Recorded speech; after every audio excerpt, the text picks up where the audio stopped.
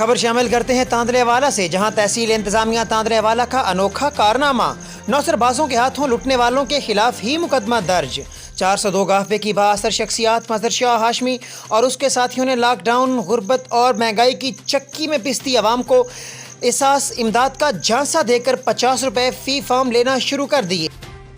जिमीदार इत्थे 1 अप्रैल ਨੂੰ 3 ਬੰਦੇ ਪੈਸੇ ਲੈ ਰਹੇ ਹਨ, कारी मजहर शाह ਤੇ ਫਿਜ਼ਾਨ शाह ਤੇ ਕੁਨੈਨ शाह।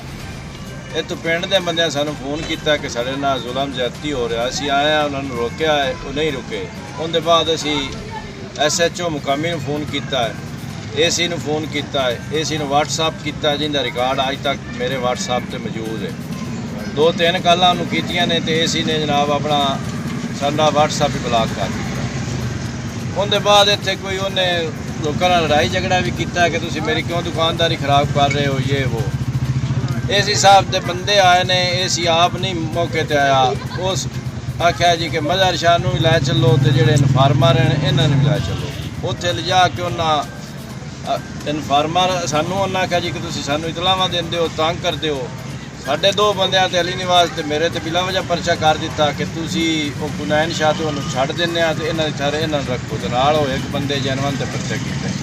ਇਨਵੈਸਟੀਗੇਸ਼ਨ ਜਿਹੜਾ ਉਹ ਸਰਫਰਾਜ਼ ਹੈ, ਉਹਦੇ ਕੋਲ ਉਸ ਇਕਬਾਲੀ ਬਿਆਨ ਵੀ ਦਿੱਤਾ ਹੈ ਕਿ ਜੀ ਇਹ ਬੰਦੇ ਤਾਂ ਮੈਨੂੰ ਅਟਕਣ ਆਏ ਹਨ, ਮੇਰੇ ਨਾਲ ਹੋਰ ਬੰਦੇ ਹਨ ਜਿਹੜੇ ਅਸੀਂ ਆਰਮੀ ਦੇ ਬਣ ਕੇ ਤੇ ਲੋਕਾਂ ਨੂੰ ਲੁੱਟਦੇ ਰਿਹਾ। ਉਹ ਬਿਆਨ ਵੀ ਉਹਨਾਂ ਦਬਾ ਲਿਆ।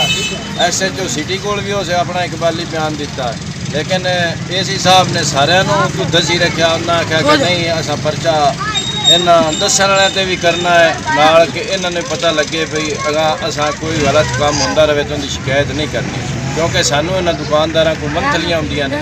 चंद दिन पहले भी AC इनकी चीनी भद्दी जी 110 रुपये किलो बेच रहा तो 25,000 रुपया लैके मौके पर छड़ गया। तो साड़ी जनाब अपील है कि यह आला वाला तक पहुँचाई जाए।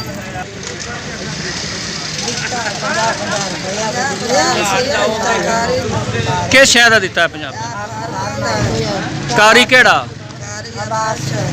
उस थानू की आख्या भी के दे फार्म है?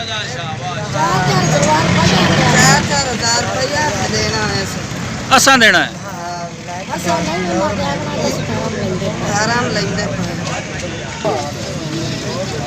हाँ जी गरीबां दा साथी है, इस पंजाब में कोई नहीं लिया।